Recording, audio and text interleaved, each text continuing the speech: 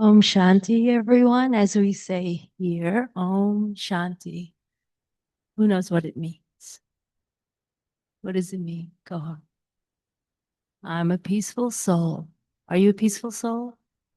Welcome. You were here last Sunday, right? Welcome.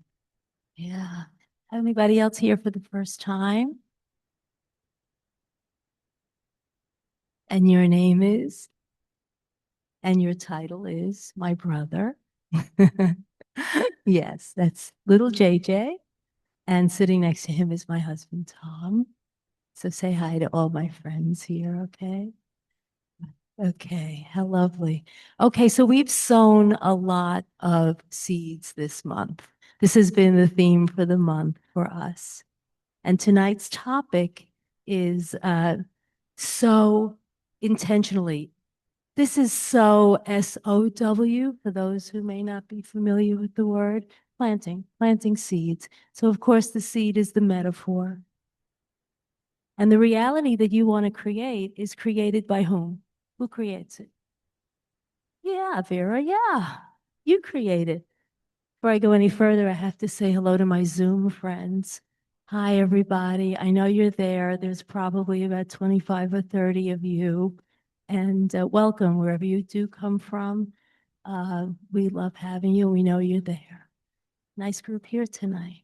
So we sow seeds, we plant them in fertile soil, and then we have a job to do. If we want them to be beautiful flowers, well, we water, sunlight. You've heard this all month. You know it in your own garden. How many of you have a garden at home? How many of you love gardening?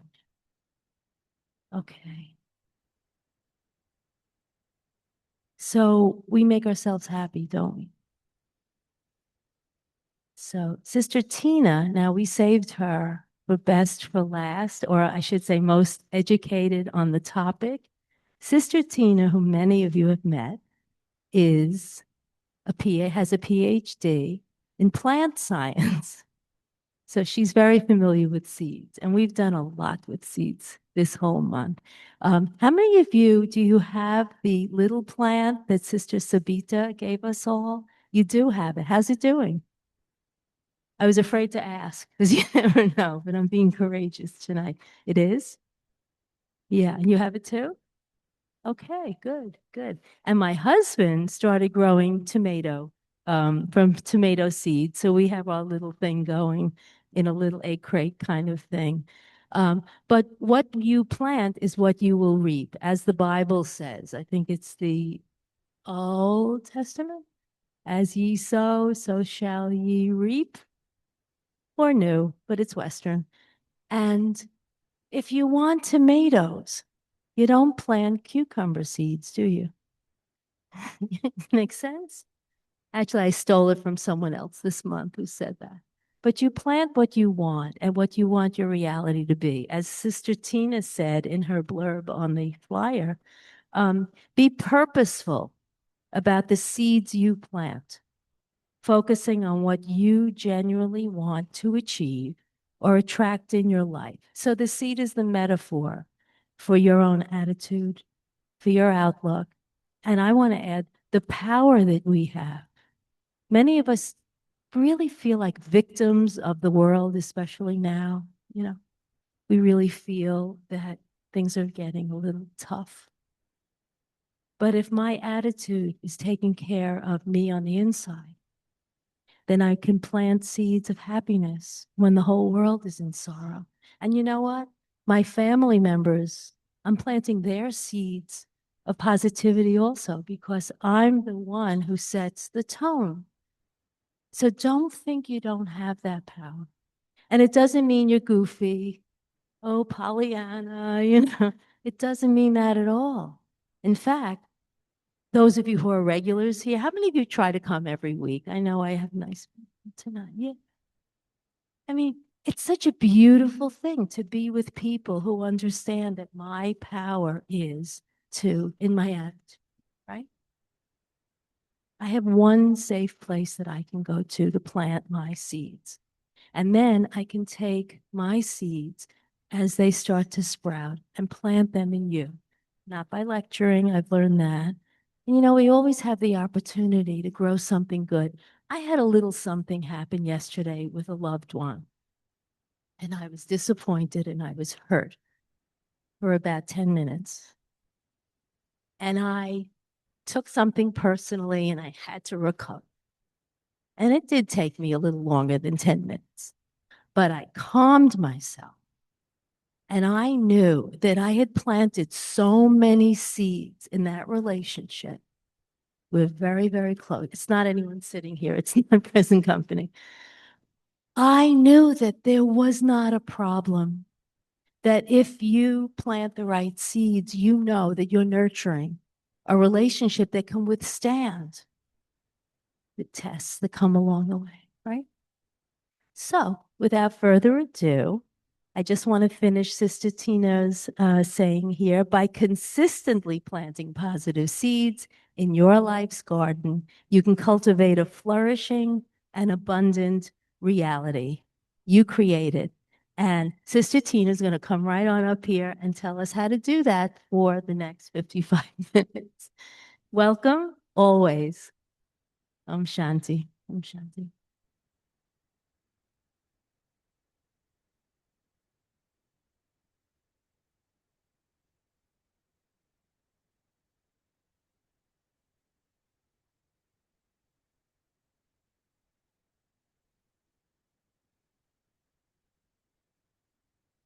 Om Shanti. Greetings, everyone. Thank you, Louise. She always makes me feel special. And it's lovely to be here with all of you after such a long time. I think I'm meeting all of you almost after like 2.5 months or 3 months, maybe. And I love the song that Brother Eric played. I didn't even know there was a song like this. So. It's like, just be in that happy mode of sowing the seeds, right? It's a very beautiful feeling. I was just thinking, when I was in India recently, looking at the situation of the world, and we all know what is happening in the world. We all know which direction the world is going on into. And yet sometimes there is this question that we might be wondering as to what will happen to the world. Do you ever think like this? What will happen to this world? And it's kind of a challenging thing that on one side, we are seeing so many crises day by day, increasing uncertainties, right? And on the other hand, I am thinking, what is future holding for me? I'm hoping that the future will be very good. All the time I am kind of trying to see that my future will be very good, when on the other side there are so many ups and downs constantly that make us feel nothing is certain, nothing can be really put into place.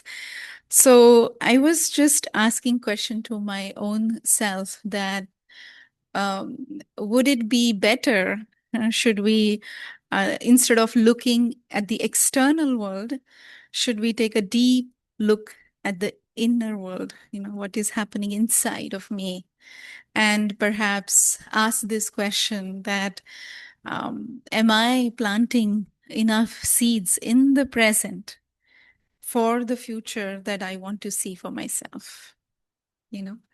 So sowing intentionally, really, what it means is that I have it in my hands, what it takes, the means to create the future that I want to create. I have it in my hands. That's what sowing intentionally means to me. And perhaps we are not doing this enough. One of the reasons I feel is, of course, like I said, the crises are all the time increasing, whether it is health crisis, whether it is economical crisis or financial crisis or environmental crisis. But a very big role is played by today by the spiritual crisis that is increasing. And when I say spiritual crisis, it means that I'm not sure if I am aligned with the future that I want to see. you know. Yes, there is a few group of people, there are perhaps few organizations that have a vision of a better world, right? And they believe in the better world, and maybe as they are trying to bring that dream in reality, they will face some obstacles. Yeah, maybe. But what about me? And then we say, oh, but it's not in my hands. I think it is in the hands of the few leaders who are in power, or maybe it is in the hands of the United Nations to do something, or maybe it is in the hands of the government bodies, right? But what if it is in my hands, you know? And if you look at history of just few decades, there have been leaders and learneds, like, for example, Gandhiji or Tolstoy or Rumi, or, even like Bible, she gave example of, which have sown this idea or this seed in our minds, which says that we can bring the change that we want to bring. Mm. We are the people we were waiting for, like Barack Obama said, right? So, world transformation can happen through self transformation. It's almost like a mantra that has been, you know, given to us in our minds, that you be the change that you want to see. You can be that change, that you want to see in the world. Or sometimes in spiritual world, we say, you can be that drop, right? That drop that accumulates drop after drop after drop after drop and becomes a lake, or becomes a pond, or becomes a river, or for that matter becomes an ocean, right, eventually. But what if I don't see myself as that drop that will bring that change, or that will help to allow that ocean to emerge, right? So on one side I say I want to bring the change, but I am not willing to participate. Right. Because I'm not intentional about it. And so, really, one of the beautiful questions that can help us today to understand this topic a little bit is to know if I am aligned with the future that I want to create. If I say that I want to create a future where there is peace and happiness and love and joy, do I believe in that? Or do I say, oh, I don't think there will be peace in this world? Forget about it. You see, we kind of contradict, no, the thoughts that emerge in our mind. If I say that there can never be peace in this world, or there can never be that kind of love in this world that I feel should be there, then I am not aligned. My head is thinking something else. My heart is thinking something else. There is no alignment between my head and heart. And let's say if you feel that, yes, you're aligned, you do believe in the world that will be very beautiful and, like heaven on earth. So then the next obvious question is, what do we do now? Or how do we make it happen now? You know? And in answering that question, I was thinking that in our regular teachings at the Brahma Kumaris, one of the philosophical aspect that is given great significance is realizing that I am reaping the fruits of the seeds that I have sown in the past. I am reaping the fruits of the seeds that I have sown in the past, and I am sowing the seeds for which the fruits will emerge in the future. So in the present, I'm doing two things. I am reaping the fruits that I have sown the seeds in the past, and in the present, I am sowing the seeds for which the fruits will emerge in the future. So I'm doing two things, right, at the same time.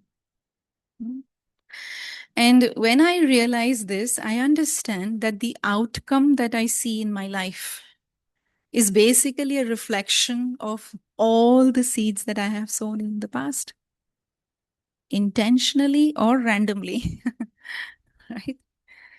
Everything that is happening in your life today, it is the reflection of whatever you have sown in the past. So the harvest follows the seeds that you have sown and not the need. And therefore, intentionality in sowing the seeds becomes necessary. I have to be very, very intentional about what I am sowing, because I know whatever I sow, that is the harvest I will get.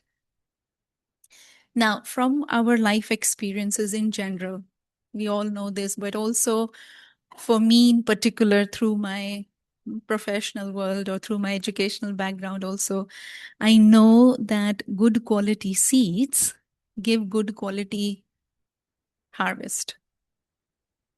I remember my professor spending $10 for 10 seeds of corn.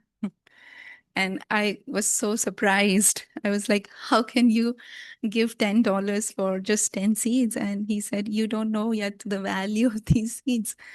And of course, I didn't know. But when they grew and when we did the experiment and we realized that what is so special about those seeds.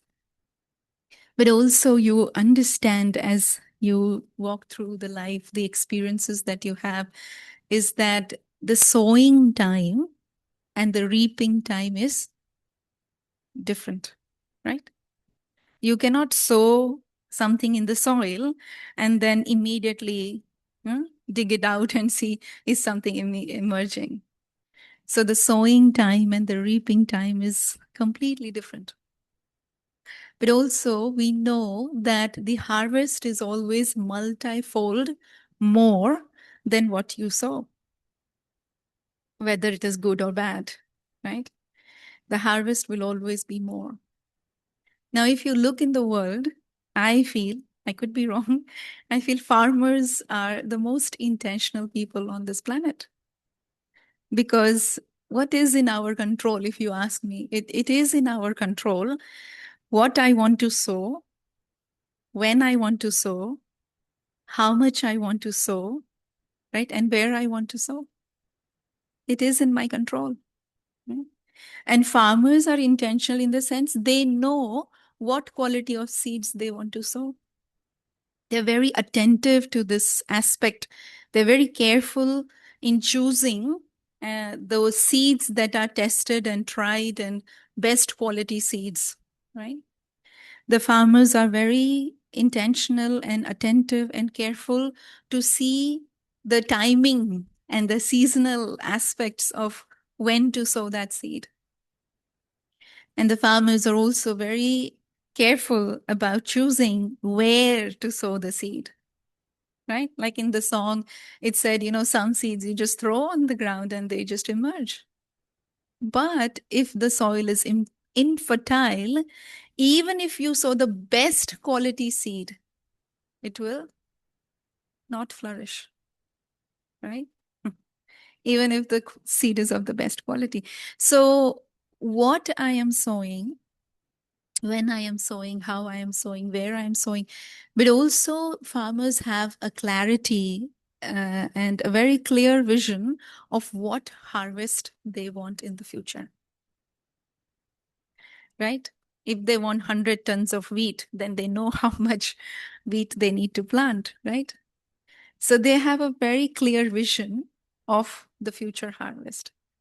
And so that clarity is needed for us also as to what I want in my world, right? Now, you can say that, yes, this is in my control, but then we also understand that we don't need to so much worry about when the harvest will happen, because it will happen in its perfect time. Spirituality says you don't have to worry about the seeds that you have sown. Your job is to sow the seeds in the best conditions, in the best quality, but you don't have to worry about the fruits, like when it will come back to me, because there is a guarantee that it will come back. Right? What goes around comes around, except that the circle of coming around is not limited to one lifetime. It can cross into different lifetimes, right? Now, we also have to be very careful of poor seed selection, right? What is a poor seed? is basically sometimes snapping at someone suddenly, or cutting someone with a sarcastic remark, or being selfish, or and saying something, or talking little rudely. These are, so I'm giving few examples, but you can see that there are many, many such examples where we make poor seed selection choices, and it then allows the weeds to grow. And how much time and energy we take to pull those weeds out. It actually not only impacts me, but also impacts everyone around me. So what do I do? Mm. I'll give you an example from which we can understand. Let's take this example where it says in the Bible that thou shalt love thy neighbors, right? We should love everyone equally, all our neighbors. Now, in Brahma Kumaris, we don't say that. Perhaps not in an outwardly way like this, but we do say that we should talk sweetly with everyone. You have to be extremely sweet with everyone. But nobody tells us how. What if this person is creating havoc in my life? Every time troubling me, every time saying things that are very, very negative. How am I supposed to love them? What should I do? How do I make this happen? So I feel that, like in the commentary, it was saying, no, that our vision of the world in which we live is so much connected with our inner world, our vision of the inner world. What is happening inside is directly projected on the outside. And I'll tell you, when I started to just um, study microbiology, I just took admission into the college and university, and I was learning this field of microbiology, which is the science of microbes that you can't see with the naked eye. You need these special microscopes, which with 100x power lens, and you can then see things that you can't see with the naked eye. And I felt, when I was doing that study, I felt I have such good eyes. I have very sharp eyes. I have very observing eyes. I was so good at quickly pointing out somebody's weakness or somebody's shortcomings or any defect, anything that is not, you know, it's not fitting according to my image of perfection. I would be able to quickly pinpoint it and say, oh, this is not right. This shouldn't be here. And I remember one time I was in the mall, I was looking for a bag, and every shelf I saw, and I was saying, not, this is not right here. This is not good here. This shouldn't be here. And then I was looking for shoes, and every rack I saw the shoes. I was like, oh, this pair of shoes is not good. This color doesn't work with this. This is not right here. And my younger sister was with me at the time. And I think she must have felt that this is too much now. And she blurted out, what do you think? You are trying to find, reasons to criticize each and everything. Do you think you are perfect? And it was a sudden thing. It just shocked me, of course. It was like a slap in my face. And I became so quiet, so still. It was that time also when I had just started to practice spirituality. And one of the teachings in the Brahma Kumaris that I was learning at the time was to see goodness in everybody and in everything. So when I was going deeper into this spirituality, I said, okay, let me try this. Let me see something good here. Let me see something, nice in this thing. And I intentionally, purposefully, consciously, I had to make that effort, because it's not that I did not see beauty. Of course, I loved, I saw something very, very nice, and I used to be drawn to beauty, and I used to love to have royal colors and things like that. But it was hard for me to find something that would suit my taste. So I knew I had this eye, that is constantly looking at things that are not fitting. But at the same time, spirituality was teaching me that everything is beautiful. Imperfection is beautiful. And during my PhD, when we were growing organic tomatoes, some of you who know how when you grow things in your garden, organic tomatoes don't look beautiful, right? Organic tomatoes, they're not necessarily of the same size or same color or same shape. They are kind of distorted, actually. But my professor would always praise, that formation that was there or the color that was there. And so slowly, slowly, as I was practicing this spirituality, I was learning that I have to find goodness in this. I have to find something nice in this. And very quickly, I was able to realize that if I am reacting to how the other person is or to how the other thing is, I'm actually reacting because of something that is deep inside of me that perhaps I've not accepted. And so in that moment, I kind of felt that let me take a pause, let me see how I can see that which I cannot see otherwise.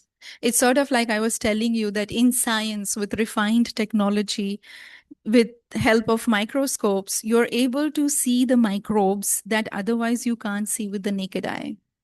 So similarly, I felt with the help of spiritual teachings, which acted like a refined technology in my case, I was able to see goodness in others, which I was not otherwise able to see just based on my superficial understanding of the world or the people around me. And so I began to make that conscious effort of turning my vision to see something more than what meets the physical eyes, right? And when I'm doing this and I'm realizing that if I'm reacting to someone else's way of being, then how will I actually contribute as a drop to that ocean that I want to create? Here I am saying that I want to be that drop that will bring about transformation in the world and bring beauty and love and respect and happiness and peace and whatnot. But if I am reacting like this, what energy am I putting out in the world? If I am angry or if I am disliking someone or if I'm hating someone, I'm not able to then create. So there was this realization that if I'm not able to deal with my own feelings of how I come across people or how I come across things, then how am I going to be that drop in the ocean? And it was this realization that then helped me actually to say, okay, I like you because you have dedication. I like you. I started to consciously, purposefully say things like that. And I will tell you, it is not comfortable. In the beginning, it was not at all comfortable. I felt that this is not who I am. I'm not at all a people pleaser. So to say something that I don't like or to say something that I don't really appreciate was not being me. But in that moment, I was genuinely trying to find what is good in this. Oh, this color is nice. This shape is very beautiful. So I would actually look for things that I can appreciate and I can like. And slowly, slowly, I will tell you that it sort of became like a habit. You repeat it, you don't give up on it, you constantly repeat it, and you will see that it becomes a habit. And I'll tell you one experience I had with one sister with whom I was working on a project, and we were working very closely. And this sister was practicing Raj Yoga meditation for many more years than what I am practicing. So maybe like 50 years or something like that. But every time she would speak, she would not use very good words. Every time she would do things, I would not like the way she's doing. And it came to a point where everything about her started to disturb me. And it reached to a point where now in my heart, I had these ugly feelings of dislike towards her. I didn't wanted to see her. I didn't wanted to be in her company. So, and in our daily discourses, I am listening every day now. You have to be sweet with everyone. You have to be sweet with everyone. And I'm like, how am I supposed to do this? But luckily, during that time, I was in our headquarters in Mount Abu in India, and I had this opportunity to meet one of our administrative heads, Sister Jayanti. And I went to her. I had the opportunity, so I just took it, and I told her everything. I shared with her, and I said to her, really, she does not have a single quality. This was my arrogance perhaps at the time. And then she just looked at me and she said, okay, she's 50 years practicing spirituality. And so don't you think she's courageous to be continuously walking on this path, making changes, maybe at her own pace? But don't you think she has that faith? She has that courage. And so I said, yeah, like sometimes what can happen otherwise, when you see there is no change in me, I'm not changing, you could actually give up on yourself and you could leave, right? You could stop practicing. But Sister Jayanti made me realize that why don't you see her courage? Why don't you appreciate her faith that since 50 years she's walking on this path? She's being faithful to her practice or whatever, she's doing. So I felt, yeah, that is true. So I started to see that this sister is so faithful. Faith is her strength, faith is her quality. And it started like an exercise, or perhaps like an experiment that I was doing with myself. And slowly, slowly, slowly, it actually became a reality where I was now able to see her qualities in so many different ways. And today our relationship is very beautiful. And I must say that in my heart today, I don't have anything against anyone. I've reached to a point I feel that there is no trigger that can stimulate any negative feelings. I don't generate any hate, or I don't generate any dislike, or I'm not generating any grudges, or I'm not generating any negativity in that sense. Yeah, sometimes I do become frustrated, but that is because I have expectations from my own self, which I sometimes don't meet. But with the outside world, I feel that everyone is playing their part, and I have to do what I have to do. So when I see myself sowing this kind of seed, I feel that in general, all the relationships begin to become like they begin to blossom, they begin to heal, they begin to naturally become very beautiful.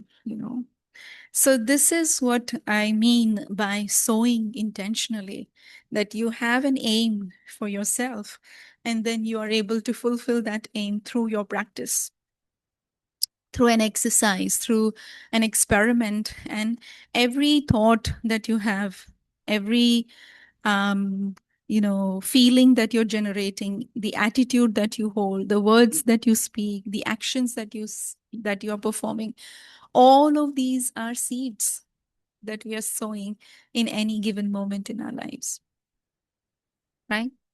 So, what quality of words are you sowing? What quality of actions you're performing? What quality of thoughts you're generating, right? Every time you're actually sowing a seed.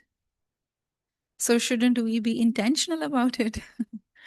Because today, if I speak harshly, tomorrow somebody is going to speak harshly with me.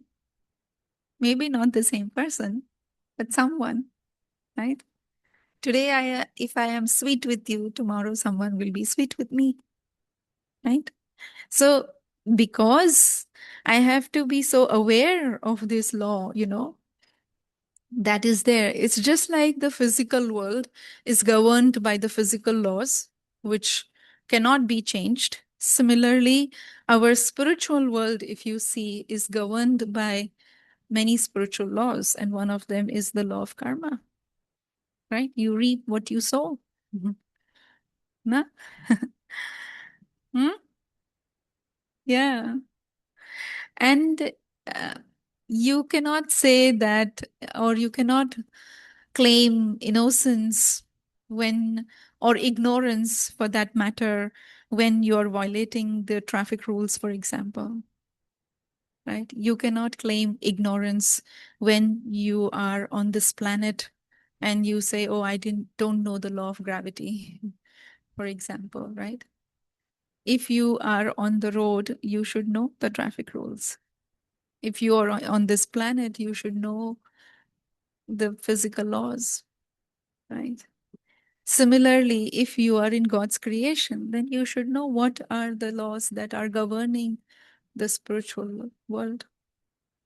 Ignorance is not an excuse. I cannot say that I didn't know that this seed will bear this quality of fruit, right? If you sow a bad seed, can you say that I'm going to get good fruit out of it? You put in you have bad quality of seeds, a full bag of it.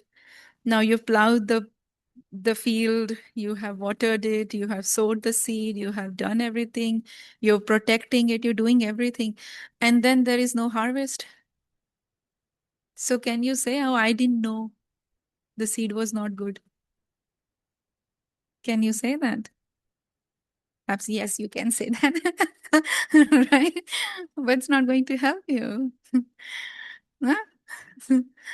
So I can't say that, oh, I didn't know that if I think like this, I'm going to have bad, feelings, or if I speak like this, then I'm going to get bad re- result of it.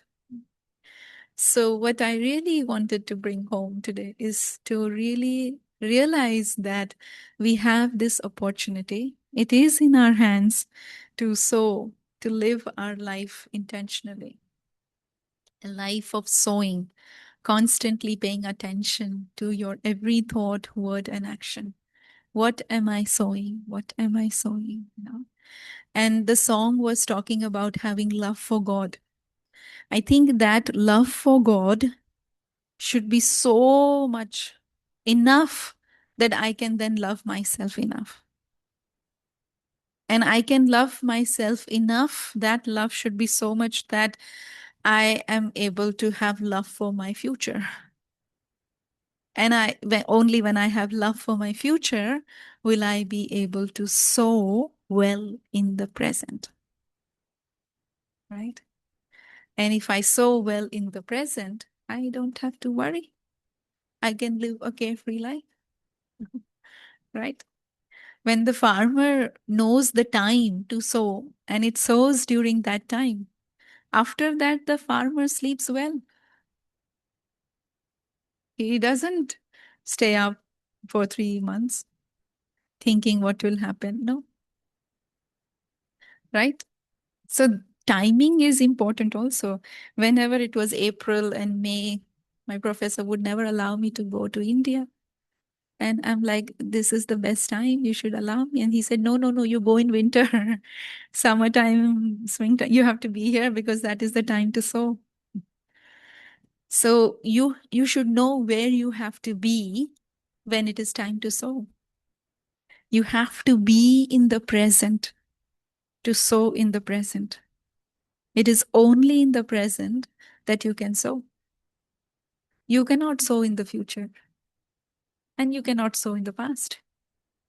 It's already done. Only now you can sow. So if I understand that, then let's let's say that today is our new day. Whatever has happened up until now, it's all in the past. Whatever I did or did not do, let it be behind me. And let's trust that we can still live a life of intentional sowing so that we can create that intentionality all around us, right? Yes or no? So I don't feel that I have to say a lot on this topic. Of course, there are a lot of other things, but what strikes me is that if I become aware of the quality of the seeds that I want to sow, let my every thought be thought that brings benefit, like in the meditation commentary you heard. She created four thoughts: one for the self, one for the family, one for others, and one for the world and nature. So if I am creating thoughts, whether it's for nature, whether it is for self, whether it is for family, whether it is for world, if it is filled with benevolence, it becomes a very positive thought, a very positive seed. If I use words that have words of encouragement, words of inspiration, words of sweetness, words of respect, automatically those words become seeds which are very, very positive, right? If I perform actions that bring benefit to others, actions that are charitable in nature, actions that are filled with pure intentions, then automatically those actions are good seeds, right? So I just want to say that may you experience from moving forward from today a life where sowing is genuine, sowing is done wisely, sowing is done intentionally, and sowing is done so that the harvest received is abundance and prosperity, right? If you have any questions, we can take, or any comment. Yeah. Or comment, question? Is your hands up? Yeah, sure.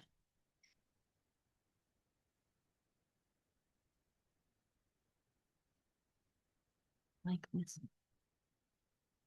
Sorry if I may get hesitant and putting my thoughts together.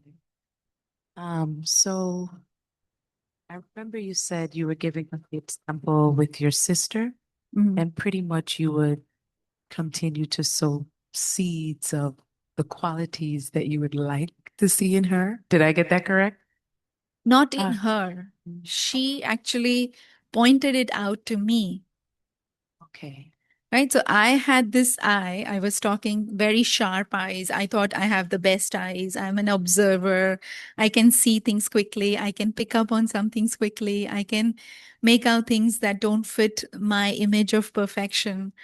And I was going through the rack, or I was going through the shelf, and I was pointing, this is not good. This buckle should not be here. This color is not right here. And instantly, I don't know what happened to her, but she said that you are trying to find reasons to criticize each and everything. What do you think you are? Are you perfect? So it sort of came like, you know, like when someone says, and she's also very wise. She's also a very beautiful soul practicing meditation. We both were doing it. But I guess I had this nature or this habit of seeing weaknesses very quickly, or seeing negative things quickly, pointing out things. And so she pointed it out to me that what you are doing, are you perfect? So I realized that I need to change the way I see things. And in that moment, I was also at a phase in my life where I was actually diving deeper into spirituality. So I was thinking that how can I see goodness in everything, you know? Well, thank you. And then, so what if you, so with personalities, what if someone, your loved one, right, in your household has an interesting personality or a difficult personality? As you go through this journey, how do you handle that? So this time I would what do you say that? I would say disclaimer that I'm not 100% there, right? I still sometimes see things that I shouldn't be seeing. But this time, when I was in India, I had this beautiful experience during one morning where I said to myself, how God sees us. It's so amazing. There were like 25,000, 30,000 so people, and everyone is beautiful in their own ways. But how they are beautiful, because it is how God sees them as beautiful beings. And so I was feeling, how can I have that vision like God has? So he sees each one of you and he only sees your goodness, your good quality, your beautiful being that you are.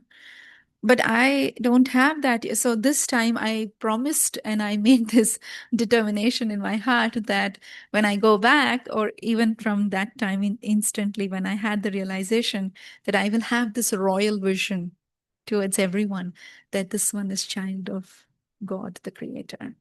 This one is child of God the Creator. This one is child of God the Creator. Anytime I see any being, I will see them with that royal vision, with that blameless vision. And I'm practicing that, consciously or intentionally. And that is helping me. So I don't know if you've done the first 2, 3 lessons, like even if you do just the beginner's course of Raj Yoga, you would realize that every being is made in an image of God.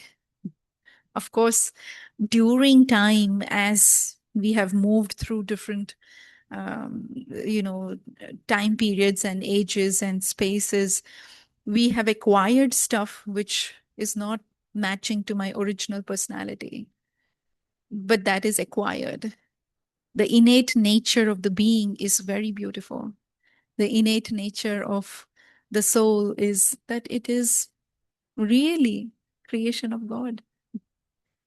So when I hold that vision, then it helps me to not see the part that they're playing. They might be playing a part of being rude, for example, or they might be playing a part of cutting you all the time, for example. But that is the part that the soul is playing, you know? So I have to distinguish the role and the part that they're playing versus who they are, right? Yeah.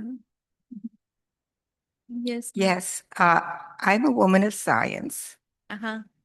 and sometimes spirituality kicks in, Yeah. but sometimes it can't. When I see a real personality disorder, Mm-hmm. when I see real harm that people can do, Yeah. such as a dictator or a Hitler Right, who right, had right, no right. problem killing people. I don't know where I could find any beauty in a person like that. Yeah, those are like real extreme Yes. cases, and we will talk about that another time, maybe, Okay. because I don't think we can cover that whole topic now. But I am talking in general, like we say, oh, I don't like this person. Why? Why you don't like this person? Because they're always late. Or I don't like this person. Why? Because they always speak in this way. Okay, but they didn't kill anyone, or they did not torture you in that way. But still, those little things sometimes get at us, and we start disliking the person. And if you dislike the person, you dislike everything about them, right? So I'm talking more about those kinds of day-to-day scenarios in our life, not something that is really truly, that kind. And I think when you are doing lessons now with Sister Anjani, right? So she might take you through that area in the course where we talk about the cycle and how every soul is again playing a part. And it's a movie, and somebody has to play the role of villain, right? Right? You need a villain, no, in the movie. So you will understand those concepts when you study a little bit more. Yeah. Yes, So, Elizabeth. Sister Tina, I don't want to be negative at all, but as a farmer, let's say I'm on the field and I see the clouds getting darker and darker, and all of a sudden there's a storm. Then what? How do we deal with that? No, but the farmer would know the weather beforehand. The farmer would have alternative. If he's a good, good quality farmer, then they would know the alternatives, right? Like either they will have something covering it, or they will not put the seeds too early in the season, that there might be a frost night or something. Like what I have learned from my research is that when we used to grow cucumbers and tomatoes, And the farmers would first put them in the greenhouse for n number of like at least 2 months, because they knew that there could be any time a frost night. I was in Ohio when I was doing this research, and in that area, Ohio, Indiana, right, that area, suddenly a frost night could come, and so the whole field would get disturbed and destroyed. So they would plant them as saplings inside, and then later on, when they know now there's going to be stability in the weather, then they will bring them out into the open, So I think we have to be a little bit more knowledgeable of what the environment is. And if I need to protect myself, let's say, for example, if someone is extremely negative in my environment, then I can create a distance from that person. I have a right to choose to not interact with that person on day-to-day basis. I have a right to protect my energy first, right? And then you handle sowing the seeds afterwards, right? So yeah, you have to know how to protect your seeds or your energy for that matter. Definitely. Yes, Hi. Kumar. Yeah, hi. Thank you for such a beautiful lecture and an amazing topic.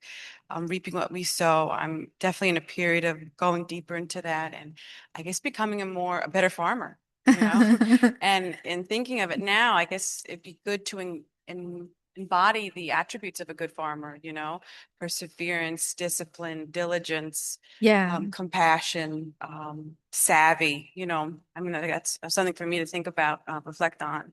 But I think it's beautiful how we're planting here now. It's may not come tomorrow or the next day or the next, but just Yes. keep sowing. Yes. Just keep sowing, and it will Yes. happen.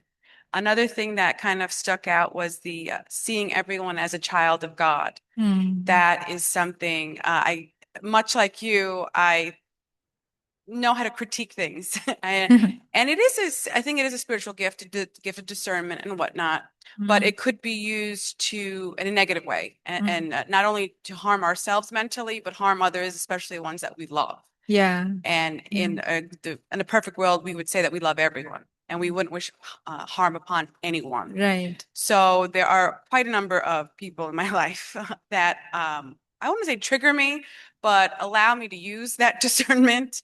And I actively, within that moment, go, this is a child of God. This is God's creation. This is his creature.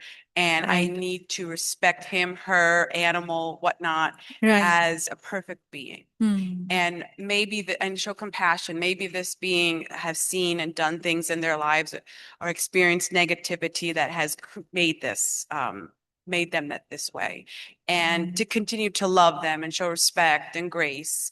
And in doing it for someone else, it helps me do it for myself. Yes. And it's a beautiful way to live, seeing the imperfection, but the beauty in the imperfection. I think that's where the peace comes. Right. And nothing is ever going to be perfect. I don't know why I or anyone else ever thought it was, but I was sorely mistaken.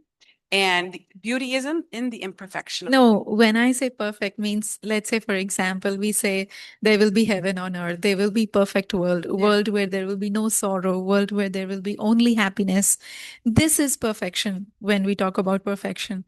And now there might be somebody in your life who's not happy, but it's okay. Let me give them my vibrations of happiness. Let me go and talk to them. Let me be in their company. Let me share my light with them. So it's that kind of perfection that we are talking about, that every soul innately has that perfect quality of happiness, that perfect quality of peace, that perfect quality of love. I am judging them only based on what they are radiating right now. But if you remove the layers of the energy, then you know that intrinsically there is peace, there is light. I just have to tap to that point where that energy then begins to radiate out, That's the perfection that we're talking about.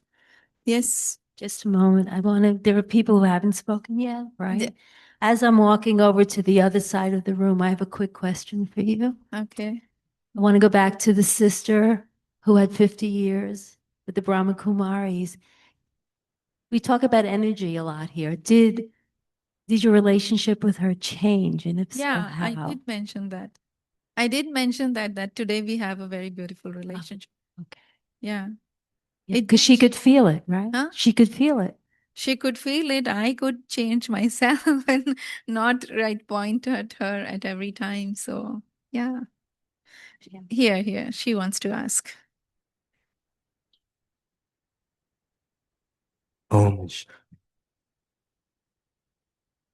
Only virtues. See only virtues. Mm. That's what I learned. And if you see only virtues, and if you happen to be Charlie Chaplin, then look at the masterpiece that Charlie Chaplin made out of Hitler, the great dictator. That was so humorous because all in Charlie Chaplin's mind is humor. Mm. So out of something bad, we transform it. Thank you. Give her, Luis. Give it to her. I think if we were to mix a bit of what everybody is saying, just from my understanding, is, what if the person, there are certain individuals that are on a certain frequency, and then you are able to tap, tap, tap, tap. But then what about those, somebody mentioned addiction. What about those with maybe a bipolar personality disorder? That is not seeking the therapy or seeking certain things. How do we handle that? Yeah, that you need some help from the external, like experts in the area, like a psychiatrist or a doctor or therapist or whoever you think would help in that area, if there is something like that condition. But right now, I think for this session, I was talking more about daily, routine things that we come across, and little things bother us, little things disturb us, little things somebody does and we say something or we think in a negative way or we do something abruptly, and then we say, oh, I didn't want to do this, or I didn't want to say this, I didn't want to think like this. But you've already sown the seed. Right? So that's where the effort has to be. And again, the sessions here mostly are for myself. Like, what am I taking from it? How am I going to help myself to better myself? It's not comparing myself to somebody else or trying to change somebody else, but it's I have to be the better version of myself, Yeah, I am sowing seeds today and I'm sowing very positive seeds today. Let's say I'm sowing 10 seeds. Can I increase my capacity and sow 20 seeds? So that's the thing that we are learning. Yeah. Lovely. Okay, I'm looking at the clock Yeah. but we don't want to let everyone leave without not only Toli and a blessing on the way out, but would you be kind enough to lead us in a little Yes. guided meditation? Yes. Just to a few wrap minutes. this up? Yeah. Just a few minutes. If you've never done this before, you can have eyes open or closed. Just relax your body. Very gently, I bring my attention to the inner world. And no matter what is happening in my outside world, I let the external be in the external. And my 100% attention I bring to what is happening inside of me. As I take a deep look at myself, as if I am looking in the mirror of my heart, I ask myself this question: what am I thinking right now? Or perhaps, how am I feeling right now?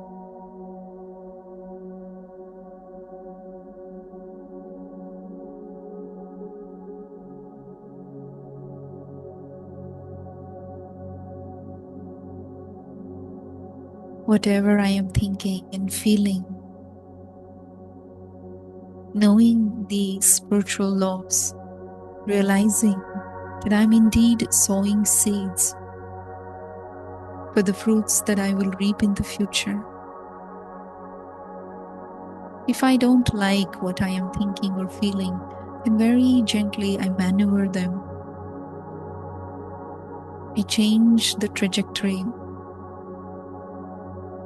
and I think of something that is auspicious and beautiful. Perhaps I would like to do this in an intentional way. Take this opportunity to create one pure and powerful thought for myself. For example, I create a thought that I want to move in the ascending stage. I want to be the one who is constantly sowing seeds with pure intent. I take this opportunity to create one pure thought for my family. May everyone in my family be healthy and happy.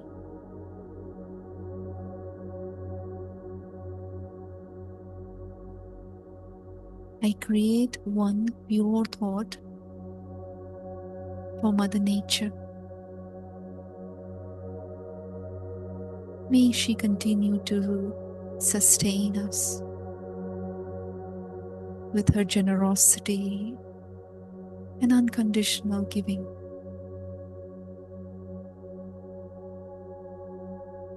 And I create one pure thought for the world family.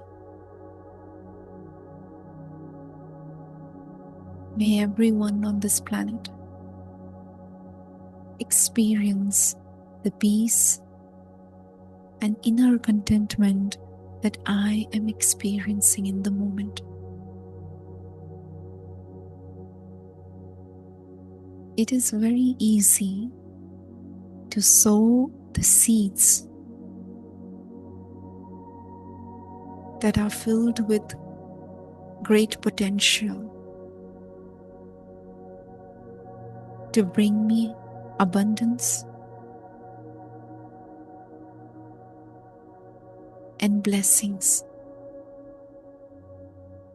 Moving forward, I will pay special attention to what I am sowing,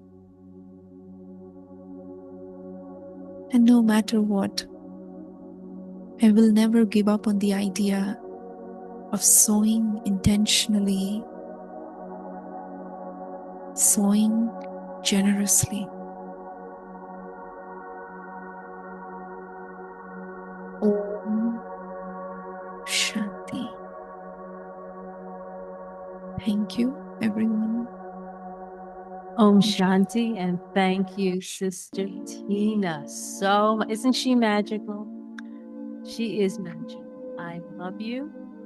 And she's been here about 4 years, and we've really felt the difference. Thank you so much. Next month, we are sowing new seeds, and next month is all about the soul. Some of you have been asking about meditation. This will focus. Brother Eric, you know Brother Eric? Hello, Brother Eric, are you there? He's raising his hand. And he will be discussing the soul and Raja Yoga meditation, which begins with an understanding of the self. A conscious, eternal being is who we are. Start the journey to discover your eternal true self and the experiences that come with that awareness. Okay, so do join us next week, and we begin a whole month talking about you, who you really are. Not the body, right? Who are we? The soul. Have a beautiful week. Come back and see us next week. Om Shanti. Thank you all for being here. And welcome Latisse, right? And JJ. Tom.